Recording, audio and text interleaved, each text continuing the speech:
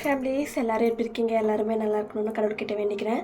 ಸಮಸಂಕೋ ಜಗನ್ನ ಸಮಸ್ಯೆಗೆ ತೆಚ್ಚಂತಿ ಎಂತ ಸಕೋಸರ ತಂತು இன்னைக்கு என்ன வீடியோ பார்க்க போகிறோம் அப்படின்னா, நான் வந்து எனக்கு யூடியூப் பேமெண்ட் வந்து 28ஆம் தேதி இல்லைன்னா 30ஆம் தேதிக்கு இதுக்குள்ளே வந்துடும். பட் வந்து போன மாதம் 2 மாதம் சேர்த்து பேமெண்ட் வராமல் இருந்துச்சு. அதனால் நான் வந்து கால் பண்ணி கேட்கும்போது இந்த மாதிரி நான் சேஞ்ச் ஆகிட்டாங்க, ஒரு மேடம் இருந்தாங்க. அதனால் நான் இப்போ இல்லை, நீ போய் அங்கே போய் பேசி இது பண்ணிக்கோ அப்படின்னு சொன்னாங்க. எனக்கு கொஞ்சம் பயமாகவும் இருந்துச்சு.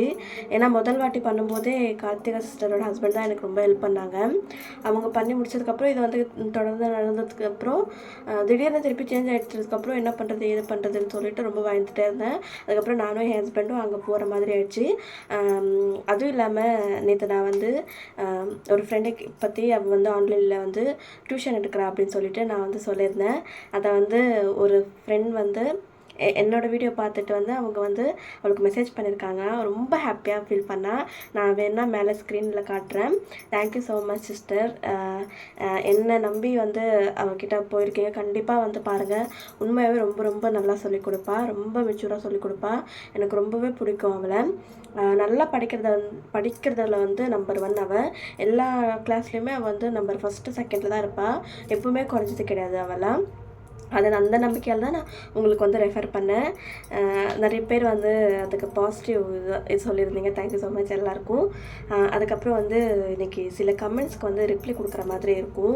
ஏன்னா நிறைய பேர் கேட்ட கொஸ்டின்ஸே வந்து கேட்குறீங்களா, அதை வந்து என்னால் இது பண்ண முடியல, வீடியோலும் சொல்ல முடியல, அதுக்கப்புறம் சும்மாவும் இருக்க முடியல.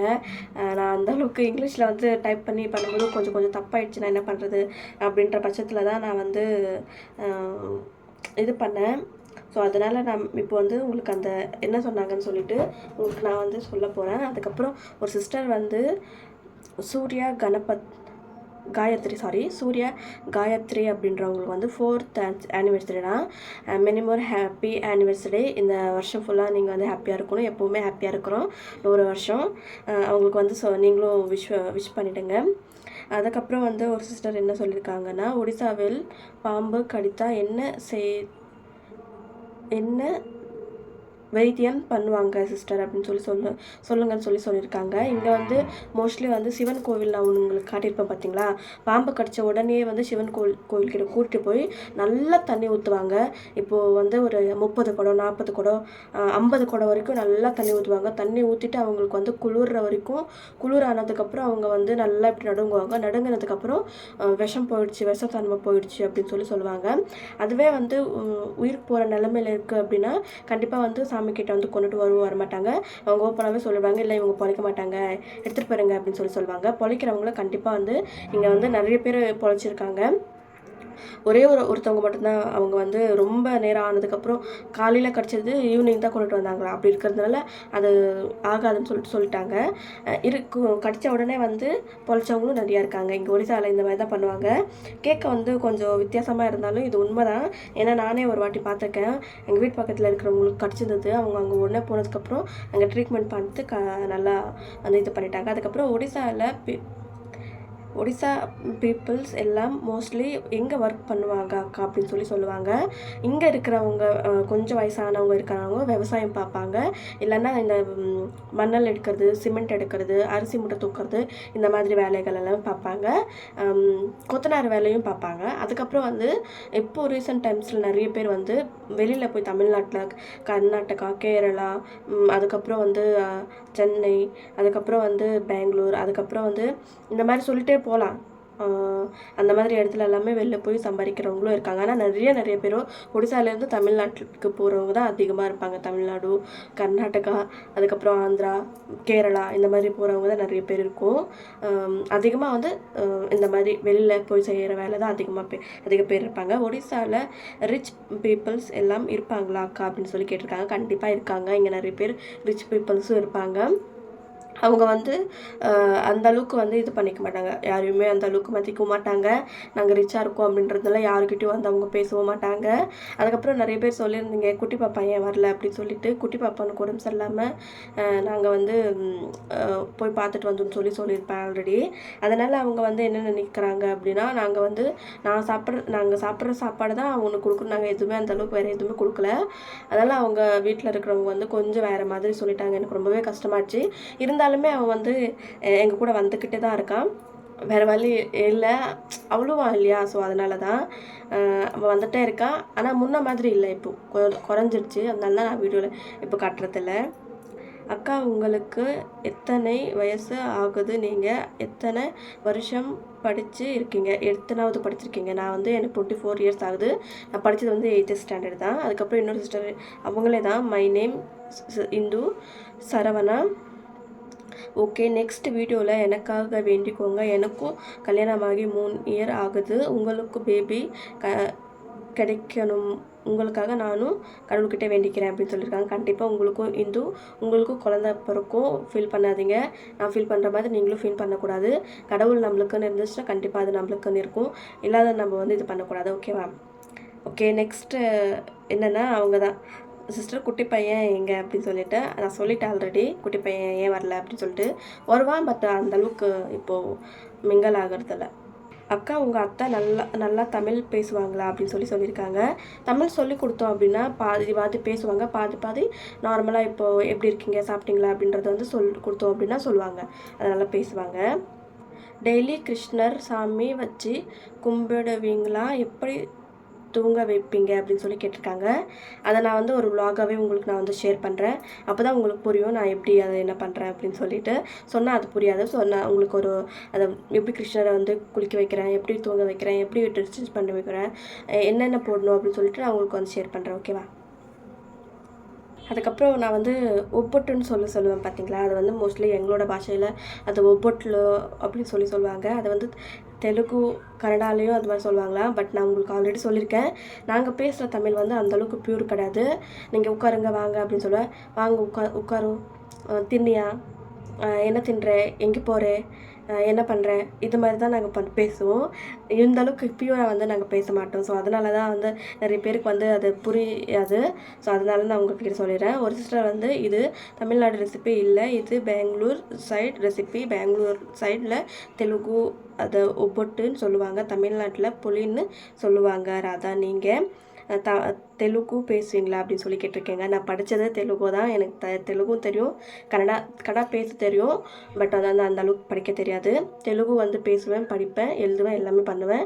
அதுக்கப்புறம் தமிழும் எழுதுவேன், பேசுவேன், படிப்பேன். ஆனால் தமிழ் வந்து ரொம்ப தெலுங்கு படித்த அளவுக்கு படிக்க மாட்டேன். ஏன்னா நாங்கள் வந்து 5வது கிளாஸில் ஒரே ஒரு வருஷம் மட்டும்தான் நான் தமிழ் படித்தேன். அதுக்கப்புறம் நான் தமிழே படிக்கல. 6th 7th 8th வரைக்கும் நான் தமிழே தொடல. எப்படியோ கொஞ்சம் ஞாபகம் இருந்துகிட்ருக்கு, இல்லைன்னா அது கூட இல்லாமல் ஆகிடும். ஓகே, டவுட்ஸ்க்கு எல்லாமே கிளியர் பண்ணியிருப்பேன். எனக்கு சப்போர்ட் பண்ண எல்லாருக்குமே ரொம்ப ரொம்ப தேங்க்ஸ். வாங்க இப்போ வந்து நான் என்ன பண்ணேன், என்ன வாங்கினேன் அப்படின்னு சொல்லிட்டு நான் உங்கள்கிட்ட ஷேர் பண்ணுறேன். ஓகே, வாங்க ஃப்ரெண்ட்ஸ், வீடியோக்குள்ளே போகலாம். இது வந்து கிட்டத்தட்ட 7 மணிக்குள்ள நாங்கள் வந்து பஸ்ஸில் உட்காந்து டைரெக்டாக அங்கே போகிற மாதிரி 3 மணி நேரம் 4 மணி நேரம் ட்ராவல். பட் அவருக்கு வந்து கொஞ்சம் வந்து ஒரு மாதிரி இருந்துச்சு, வாமிட்டிங் வர மாதிரி, எனக்கும் கொஞ்சம் தலை வலிக்கிற மாதிரி இருந்துச்சு. அதுக்கப்புறம் நாங்கள் வந்து பேங்க் போயிட்டு எல்லா வேலையும் முடிச்சுட்டு 12:30க்கு வந்து வந்துட்டோம். வந்ததுக்கப்புறம் வந்து சாப்பிட போகணும்னு சொல்லிட்டு ஹோட்டல் வந்து எங்கே இருக்குது என்னதுன்னு சொல்லிட்டு தேடிட்டு இருந்தோம். அங்கே வந்து பேங்க்கு கிட்ட அந்த வீடு இருக்கக்கூடாதுன்னு சொல்லுவாங்க. அதனால தான் நான் எடுக்கல இந்த வாட்டி. அதுக்கப்புறம் கொஞ்சம் பர்ச்சேசிங் பண்ண வேண்டியதாக இருந்துச்சு. ட்ரெஸ்ஸஸ் வாங்கலாம் அப்படின்னு சொல்லிட்டு, ப்ளவுஸ் பீசஸ் வாங்கணும் அப்படின்னு சொல்லிட்டு. பட் இங்கே வந்து ரேட்டை பார்த்ததுமே எனக்கு செம்மையாக ஷாக் ஆகிடுச்சு. தமிழ்நாட்டில் கூட இந்த அளவுக்கு ரேட் இருக்காது, அந்தளவுக்கு ரேட் இருந்துச்சு. அதுக்கப்புறம் ஃபேன்சி ஐட்டம்ஸ் எல்லாமே நிறையா இருந்துச்சு. வாங்கலான்னு போய் கேட்டதுமே ஒரு வளையல் விலை வந்து 200 300 மேலே கம்மியாகவே இல்லை. அதுக்கப்புறம் இதை வந்து ஃபுல்லாகவே ட்ரெஸ்ஸஸ், லேடிஸ்து, ஜென்ஸுது, பாய்ஸுது செப்பரேட்டாக இருந்துச்சு. பட் ரேட்டை கேட்கும்போது ரொம்பவே டல்லாகிட்டு நான் சும்மாவே வந்துட்டேன். அதுக்கப்புறம் வந்து ஒரு இடத்துக்கு வந்து பார்த்தோம். நாங்கள் வந்து ப்ளவுஸ் பீஸ் கேட்கும்போது அங்கே ப்ளவுஸ் பீஸ் இல்லை அப்படின்னு சொல்லிட்டாங்க. சுற்றி பார்க்கும்போது எனக்கு ரொம்பவே ஹாப்பியாக இருந்துச்சு. கொஞ்சம் வந்து மைண்ட் ரிலாக்ஸாக இருந்த மாதிரி இருந்துச்சு. ஏன்னா பஸ்லேயே ட்ராவல் பண்ணி வந்ததுக்கப்புறம் அங்கே பேங்க் கிட்ட போயிட்டு கொஞ்சம் வந்து ஒரு மாதிரி பண்ணிட்டாங்க. அதுவும் வந்து கொஞ்சம் டிசப்பாயிண்ட் ஆகிடுச்சு. அதுக்கப்புறம் இந்த சைடு வந்து பார்க்கும்போது இந்த சைடில் காய்கறிகள் அது எல்லாமே வச்சுருந்தாங்க. பட் கொஞ்சம் நீட்டாக இல்லாமல் இருக்கிற மாதிரி எனக்கு தோணுச்சு. அதுக்கப்புறம் வந்து அப்படியே போயிட்டே இருந்தோம். ஏதாவது ஒரு கடை கிடைக்குமா, நம்மளுக்கு தேவையானதை வாங்கலாமா அப்படின்னு சொல்லிட்டு தேடும்போது அங்கே வந்து ஒரு எனக்கு பிடிச்ச ஃபேவரெட் என்ன அப்படின்னா மிஷினுக்காக தேவையான பொருட்கள். பட் அங்கே ரேட்டை பார்த்ததுமே எனக்கு ஒரே ஒரு மட்டும் ப்ளவுஸ் பீஸ் பிட்டு அதை மட்டும் வாங்கிட்டு வந்துட்டேன். லேஸ் எதுவுமே வாங்கலை. ரேட்டை பார்த்ததுமே ரூ. 10 அது வந்து ரூ. 20 சொல்கிறாங்க, ரூ. 20 ரூ. 10 சொல்கிறாங்க. அதனால அதை வாங்காமல் விட்டுட்டு வந்துட்டோம். எனக்கு தேவையான அளவுக்கு ரொம்ப அத்தியாவசிய தேவை அப்படின்றத மட்டும் வாங்கிட்டு ஹஸ்பண்ட் வந்து எனக்கு தமிழ்நாட்டில் வாங்கி தரேன் அப்படின்னு சொல்லிட்டாங்க.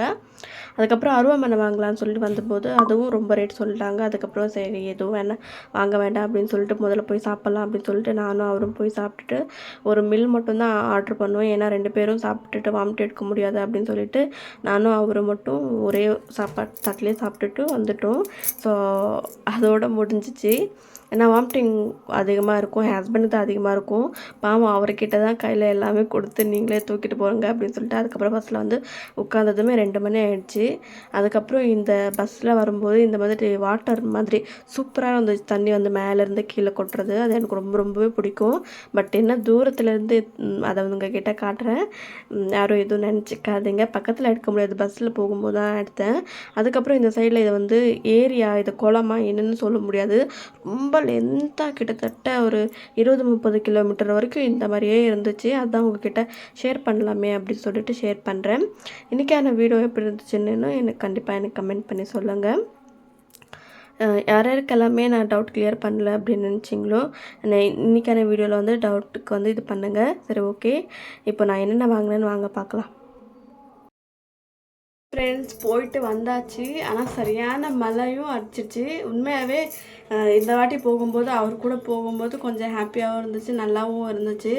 பட் என்ன அப்படின்னா வேறு எங்கேயுமே போய் சுற்ற முடியல. எனக்கு கொஞ்சம் திங்ஸ் வாங்கிட்டு வர வேண்டியதாக இருந்துச்சு. அதுக்கப்புறம் ஃபங்க்ஷன் சொல்லியிருந்தேன் பார்த்தீங்களா, அந்த பையனுக்கு வந்து ட்ரெஸ் எடுக்கிறதா இருந்துச்சு. அங்கே போய் பார்த்தா சரியான ரேட்டு, இங்கேயே பரவாயில்ல அப்படின்ற மாதிரி ஆயிடுச்சு.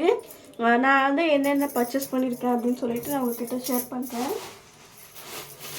நான் வந்து எங்கே போனாலுமே இந்த ஸ்டிச்சிங்க்கு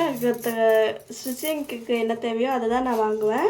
இது வந்து 1 மீட்டர் கிடையாது, 80 சென்டிமீட்டர். இது வந்து 1 மீட்டர் வந்து 120 ருபீஸா. நான் 120 ருபீஸ் கொடுக்கு வாங்குற பதில் அதுக்கு 2-3 ப்ளவுஸே வந்துடும். இங்கே இருக்கிற ப்ளவுஸுக்கு எனக்கு அது ஃபிட்டிங் அந்த அளவுக்கு செட் ஆகாது. இது எனக்கு எப்படி இருக்குன்னு கண்டிப்பாக எனக்கு கமெண்ட் பண்ணி சொல்லுங்கள்.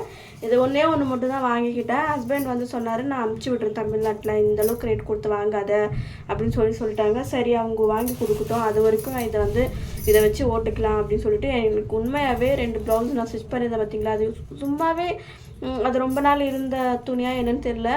நான் அதை காசு கொடுத்து தான் வாங்கினேன். பட் அதை பார்த்தீங்கன்னா ஃபுல்லாகவே கிழிஞ்சிருச்சு அதுக்கு தானாகவே.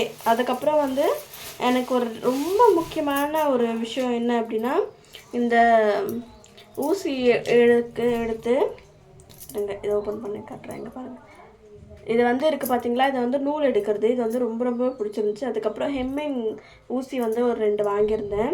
அதுக்கப்புறம் வந்து தமிழ்நாட்டில் கிடைக்கிற மாதிரி இங்கே அந்த அளவுக்கு ஸ்ட்ராங்காக கிடைக்காது ஊசி. சரி, அங்கே வாங்கிட்டு வரலாம் அப்படின்னு சொல்லிட்டு 16 நம்பர் வந்து ஊசி வாங்கிட்டு வந்தேன். என்னோடய மிஷின் வந்து சிங்கர் மிஷின், சின்ன மிஷின் தான். அதுக்கப்புறம் வந்து நான் வந்து ஒரு சாரீ வேர் பண்ணணும் அந்த ஃபங்க்ஷனுக்கு அப்படின்னு சொல்லிட்டு இந்த லட்கன் வாங்கிட்டு வந்தேன். பின்னாடி வந்து வைக்கலாம் அப்படின்னு சொல்லிட்டு இன்னொன்று இருந்துச்சு. அதை ரேட்டை பார்த்தீங்க அப்படின்னா 100 ரூபா சொன்னேன். நானே கூட அதை வந்து மேக் பண்ணிக்கலாம் அப்படின்ற மாதிரி ஆயிடுச்சு. நானே கூட ரெடி பண்ணால் கூட இந்த அளவுக்கு காசு வாங்க மாட்டாங்க. பட் இதை இந்த மாதிரி நான் இது பண்ணும்போதே வாங்கிட்டாங்க. இது கூட வந்து 30 ரூபாவா. எங்கே போய் சொல்கிறது, அதை போய் எடுத்துட்டேனே அப்படின்றதுனால தான் இதை எடுத்தேன். அதுக்கப்புறம் ட்ரிம்மர், எனக்கு தேவையான ட்ரிம்மர். இது ரொம்ப முக்கியம் எனக்கு. நான் வந்து ஸ்டிச்சிங்காக இவ்வளோ தான் வாங்கிக்கிட்டேன். அவர் சொன்னார், நான் வாங்கி தரேன், இங்கே வாங்க, அது ரொம்ப ரேட்டாக இருக்குது அப்படின்னு சொன்னாங்க. அதுக்கப்புறம் யூடியூப் பணம் வந்துச்சா இல்லையான்னு சொல்லிட்டு நீங்கள் கேட்பீங்க. உங்களோட மைண்ட் வாய்ஸ் எனக்கு கேட்குது. யூடியூப் பேமெண்ட் வந்துடுச்சு. எவ்வளோ வந்துச்சு அப்படின்னா, நான் இப்போ வந்து 1000 ரூபாயில் ட்ரெஸ் வாங்குகிறேன் அப்படின்னா அது வந்து 9 ட்ரெஸ் வாங்கலாம், அந்தளவுக்கு வந்துச்சு. அதுக்கப்புறம் 200 ரூபா எக்ஸ்ட்ரா. புரிஞ்சிருக்கும்னு நினைக்கிறேன். ஏன்னா ஓப்பனாக வந்து சொல்லக்கூடாதுன்னு சொல்லுவாங்க. ஏதாவது எனக்கு வந்து அந்தளவுக்கு யூடியூப் வந்து தெரியாது. சும்மா நான் ஏதாவது சொல்லி செய்வினையா ஏன் செய்கிறதுன்னு சொல்லிட்டு இந்த மாதிரி ஒரு ட்ரெஸ்ஸு மூலமாக நான் உங்களுக்கு சொல்கிறேன் அப்படின்னா உங்களுக்கு அதை வந்து அண்டர்ஸ்டாண்ட் பண்ணிக்க முடியும். இப்போ ட்ரெஸ்ஸு வந்து ஒரு ட்ரெஸ்ஸு வந்து 1000 ரூபான்னா 9 ட்ரெஸ் வாங்கினா எவ்வளோ ஆகும் உங்களுக்கு கவுண்ட் பண்ணி பாருங்கள். அதுதான் என்னோடய பேமெண்ட், 2 மாதத்தோட பேமெண்ட். ஓகேவா? அதுக்கப்புறம் எனக்கு பிடிச்ச ஒரு இது வந்து நிறைய பேர் சொல்கிறீங்க ஜங்க் ஃபுட் சாப்பிடாதீங்க அப்படின்னு சொல்லிட்டு. நான் ரொம்ப எல்லாமே சாப்பிட மாட்டேன். இது கிட்டத்தட்ட நான் ஒரு 3 மாதம் அப்படி வச்சு தான் சாப்பிடுவேன். நான் ஒருத்தையே சாப்பிட மாட்டேன். மாமியார் இருக்காங்க, மாமனார் இருக்காங்க, அவங்களுக்கு எல்லாருக்குமே கொடுத்து சாப்பிடுவேன். அதுக்கப்புறம் வந்து இது மொக்காசாலம். இது வந்து பொரிக்கலாம் ஆயிலில் வந்து. இது ரொம்ப நல்லாயிருக்கும். எனக்கு இது ஃபேவரேட்டு. என்னன்னு தெரியல, கண்ணை வந்து உறுத்திக்கிட்டே இருக்குது ஃப்ரெண்ட்ஸ். வெளில போயிட்டு வந்ததுமே. ஆனால் நாங்கள் வந்து போயிட்டு வந்ததுக்கப்புறம் ரொம்ப 1 மணி நேரம் எங்களை அலைய வச்சாங்க இதில் பேங்க்குக்கிட்ட. அதுக்கப்புறம் எப்படியோ படாத பாடுபட்டுட்டு எல்லா டாக்குமெண்ட்ஸ் சப்மிட் பண்ணிட்டு வர்றதுக்குள்ளேயே வந்து கிட்டத்தட்ட எப்படி 4:30 மணி ஆயிடுச்சு. வந்து கொஞ்ச நேரம் படுத்துக்கிட்டு அதுக்கப்புறம் போய் பாத்திரம் எல்லாமே கழுவிட்டு வீடு எல்லாமே கூட்டி முடிச்சுட்டு அதுக்கு மேலே என்னால் எதுவுமே செய்ய முடியல அப்படின்னு சொல்லிட்டு வீடியோ எடிட்டிங் பண்ணுறதுன்றதுக்காகவே வந்து சீக்கிரமாகவே வந்து எல்லா வேலையும் முடிச்சுட்டு இது பண்ணேன். உடனே நாங்கள் பஸ்ஸில் உட்காந்துட்டு இருக்கும்போது ஒரு 3:30 அந்த மாதிரி வந்து பேமெண்ட் அனுப்பிச்சிட்டாங்க. பரவாயில்ல. இது வந்து அதோட மசாலா. இது வந்து அந்த குறுக்குறு இருக்குது பார்த்தீங்களா, அதுதான். இது வந்து 1/2 kg வாங்கியிருக்கேன். இது வந்து ரொம்ப வெயிட்லெஸ்ஸாக இருந்துச்சு. 1 kg வாங்கிட்டு போகலாம் அப்படின்னு சொல்லி பார்க்கும்போது இது இந்த அளவுக்கு வந்துச்சு அப்படின்னா நம்ம வந்து எடுத்துகிட்டு போக முடியாது அப்படின்னு சொல்லிட்டு நான் வந்து 1/2 kg கொடுத்துருங்க அப்படின்னு சொல்லி வாங்கிட்டேன். இது அதோட மசாலா. ஸ்மெல் வைஸ் வேறு மாதிரி சூப்பராக இருக்குது. தயவு செஞ்சு நான் இது எல்லாமே நான் ஒருத்தையே சாப்பிட மாட்டேன். நான் இதை வந்து ரொம்ப நாள் இதில் வந்து ஒரு ரெசிபி செய்கிற மாதிரி இருக்குது, ஒடிசா ரெசிபி வந்து. ஸோ அதனால தான் நான் இந்த மொக்காசாலமும் வாங்கிட்டு வந்தேன். இது எப்படி பொரியுது என்ன ஏதுன்னு சொல்லிட்டு நான் உங்களுக்கும் ஷேர் பண்ணுறேன். பொரிக்கும்போது ஹஸ்பண்டும் இருக்காங்களா, வெளில போயிட்டாங்கன்னா அதுக்கப்புறம் அவங்களுக்கும் வந்து வேலை விட்டால் கம்பெனி விட்டால் வேலை அப்படின்ற மாதிரி இருக்கும். அவங்களுக்கும் ஒரு நல்லது கெட்டது செஞ்சு கொடுக்குற மாதிரியும் இருக்காது. அதுவும் இல்லாமல் உங்களுக்கு வந்து ஒரு குட் நியூஸ் சொல்ல போகிறேன். நெக்ஸ்ட்டு வீக் இல்லை 10ஆம் தேதி வந்து உங்களுக்கு ஒரு சர்ப்ரைஸ். அது எனக்குமே ஒரு பெரிய சர்ப்ரைஸ். ஆனால் அது கன்ஃபார்மாக ஆகணும்னு நான் நம்புகிறேன். கன்ஃபார்ம் ஆயிடுச்சுன்னா கண்டிப்பாக நான் வந்து அதை உங்ககிட்ட சொல்கிறேன். அதுவும் இல்லாமல் நிறைய பேர் என்கிட்ட ஒரு சிஸ்டர் பொதுவாக என்கிட்ட கேட்டிருந்தீங்க, நீங்கள் அது ப்ரெக்னெண்ட்டா அப்படின்னு சொல்லிட்டு. இல்லை சிஸ்டர், நான் சொன்னேன் இல்லை, திருப்பி அதே ட்ரீட்மெண்ட்டே கொடுத்துட்ருக்காங்க, அதே பண்ணுறாங்க அப்படின்னு சொல்லிட்டு நான் அதோட ட்ரீட்மெண்ட்டும் நிப்பாட்டிட்டேன். எனக்கு பீரியடும் வந்துச்சு. பீரியட் வந்து ஒரு இன்னையோட ஒரு 9 நாள் 10 நாள் இருக்கும்னு நினைக்கிறேன், அவ்வளோதான். மற்றபடி நான் அந்த ஆசையை விட்டுட்டேன். நான் ஆசைப்படுறது எதுவுமே எனக்கு கிடைக்கல அப்படின்னும்போது அதை ஆசைப்பட்டு நான் கஷ்டப்படுறதை விட அதை ஆசைப்படாமலே அப்படியே வேண்டாம் அப்படின்னு சொல்லி ஒதுக்கிட்டேன். உண்மையாகவே இப்போ வந்து நான் அதை ரொம்ப மண்டைக்கு ஏற்றுக்கிற அளவுக்கு எனக்கு ஸ்ட்ரென்த்தும் இல்லை, என் மனசில் காயமாகிற அளவுக்கு என் மனசில் தெம்பும் இல்லை. ஏன்னா ரொம்ப அழுந்துட்டேன், நான் ரொம்ப வேண்டிட்டேன் கடவுளை. இன்னுமே நான் நம்பிட்டு தான் இருக்கேன் கடவுளை. பட் அவங்களோட பிளெஸ்ஸிங்ஸ் எனக்கு எப்போ கிடைக்குமோ அப்போவே கிடைக்கட்டும். நான் வந்து ரொம்ப அவசரப்படுற வேண்டாம் அப்படின்னு நினச்சிட்டேன். ஏன்னா சும்மா நான் சேர்த்து வச்ச காசு, அவர் சேர்த்து வச்ச காசு ஒன்றுமே இல்லாத மாதிரி ஆயிடுச்சு. அது எனக்கு இன்னுமே ரொம்ப கஷ்டமாக இருக்குது. அவர் எவ்வளோ கஷ்டப்பட்டுட்டு எனக்காக, நானே அவரை புரிஞ்சிக்காமல் எனக்கு எதுவுமே பண்ண மாட்டேன் அப்படின்னு சொல்லிட்டு நிறையா அவரை வந்து பேசியிருக்கேன். இப்போ என்னை நினைக்கும் போது எனக்கே ஒரு மாதிரி கஷ்டமாகிடுச்சு. அவர் சொன்னார், இப்போதைக்கு கொஞ்சம் இது பண்ணுங்கள், வீடு எல்லாமே கட்டி முடிச்சதுக்கப்புறம் நம்ம பார்த்துக்கலாம் அப்படின்னு சொல்லிட்டு. பட் எனக்கு ஒரு பயம் இருந்துகிட்டே இருந்துச்சு. எல்லாருமே உனக்கு இல்லைன்னு சொல்லும்போது எனக்கு ரொம்ப கஷ்டமாக இருந்துச்சு. அவங்களுக்கு அந்த மாதிரி பேபி பிறந்ததுமே எனக்கு ஒரு மனசில் வந்து எப்படி சொல்கிறது, ஒரு பேராசையாக மாறிடுச்சா என்னன்னு தெரியல. அதனால் அவரையும் நான் ரொம்ப ஸ்ட்ரெஸ் ஆக்கிட்டு நானும் ஸ்ட்ரெஸ் ஆகிட்டேன். இதுக்கு மேலே நான் அவரை புரிஞ்சிக்க ஆரம்பிச்சிட்டேன். இல்லைங்க, நீங்கள் உங்களுக்கு என்ன செய்யணும்னு தோணுதோ அதை செய்யுங்க, நம்மளுக்கு எப்போ கிடைக்கணும்னோ அப்போவே கிடைக்கட்டும் அப்படின்னு சொல்லிட்டு நான் விட்டுட்டேன். தேவையில்லாமல் எல்லாருக்குமே கஷ்டம் கொடுத்துட்டேனோ அப்படின்ற மாதிரி எனக்கு ஃபீல் ஆச்சு. என்ன ஏதுன்னு சொல்லிட்டு கண்டிப்பாக எனக்கு கமெண்ட் பண்ணி சொல்லுங்கள். நான் பண்ணது தப்பா சரியா அப்படின்னு சொல்லிட்டு கமெண்ட் பண்ணி சொல்லுங்கள். இப்போ எதுவும் இல்லாமல் நிற்கிறேன், அதையும் எனக்கு கமெண்ட் பண்ணி சொல்லுங்கள். ஓகே, பரவாயில்ல, என்ன இருந்தாலுமே அதை தாங்கணும் இல்லையா? ஓகே, எல்லாமே நான் தாண்டி தான் போகிறேன். நீங்கள் இருந்தால் மட்டும் போதும். எனக்கு சப்போர்ட் பண்ண எல்லாருக்குமே ரொம்ப ரொம்ப ரொம்ப ரொம்ப தேங்க்ஸ். என்னை புரிஞ்சுக்கிறவங்களுக்கும் ரொம்ப ரொம்ப தேங்க்ஸ். இதே மாதிரி எனக்கு சப்போர்ட் பண்ணிகிட்டே இருங்க. தேங்க்யூ ஸோ மச் எல்லாருக்கும். அகெயின், சப்போஸ் உங்களுக்கு இந்த வீடியோ பிடிச்சிச்சுன்னா please like and share, subscribe பண்ணி பாருங்கள். ஓகே, பாய் பாய்.